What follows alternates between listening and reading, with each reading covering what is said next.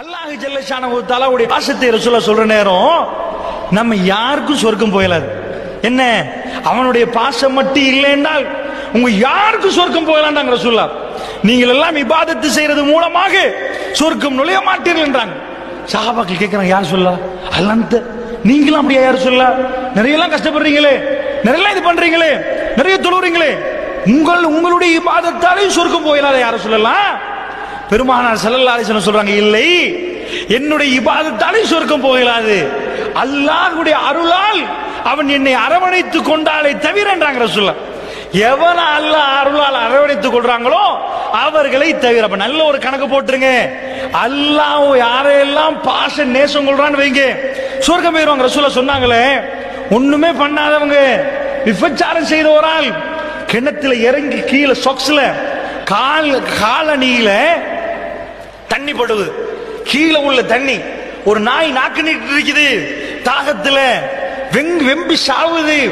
இத பார்த்து அந்த பொம்பளைக்கு என்னாச்சு, ஒரு உணர்வு வந்துட்டு இந்த நாய்க்கு தண்ணி கொடுக்கணுமே அப்படின்னு வந்ததுனால கீழே இறங்கிட்டாங்களா. காலணியில பட்ட தண்ணி புதுசெல்லாம் எடுக்கல, அதை எடுத்து புளிஞ்சு நாய் நாக்கில் விடுறான். ரசூல் ஸல்லல்லாஹு அலைஹி சொன்னார்கள், அல்லாஹ்வுக்கு அவன் மேல ஒரு அன்பு வந்துட்டு, தகலல் ஜன்னா சொர்க்கம் பேரு, உனக்கு சொர்க்கம். நல்லா புரிந்து கொள்ளுங்கள், அல்லாஹ்வுடைய நல்லடியார்கள் அல்லாஹ்வுடைய பாசம் யாருக்கு கிடைக்கும் யாருக்கும் தெரியாது. பாசம் கிடைத்து விட்டால் சொர்க்கம் போனவான்லாம். அதனால நீங்க நினைச்சிட கூடாது, சில பேர் சொர்க்கம் போய் பார்ப்பாங்களே, இவர் எப்படி சொர்க்கம் வந்தாரு, இவரெல்லாம் காணவே இல்லையே.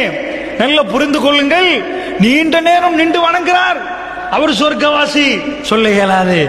எல்லா நாளும் நோவு பிடிக்கிறார், அவர் சொர்க்கவாசி. ரசூலுல்லாஹ் தடை செய்யறாங்க.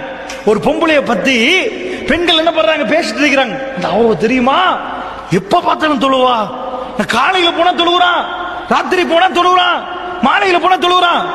பேசிட்டு உள்ள சபையில ரசூலுல்லாஹ் கேட்டே நின்று புத்துங்கன்றாங்க, ரசூல் பேசாதீங்கன்றாங்க.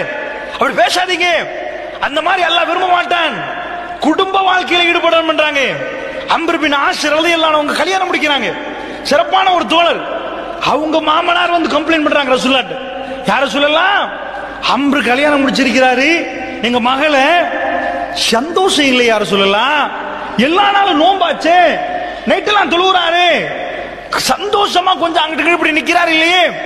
பெருமானார் அம்ர் பின் ஆஸை கூப்பிடல, ரசூலுல்லாஹ் போறாங்க அவரை பார்க்க போயிட்டு, அம்ர் பின் ஆஸே நீ நைட்டெல்லாம் இப்படி தொழுறியா, பகல்லாம் நோம்பு பிடிக்கிறியா?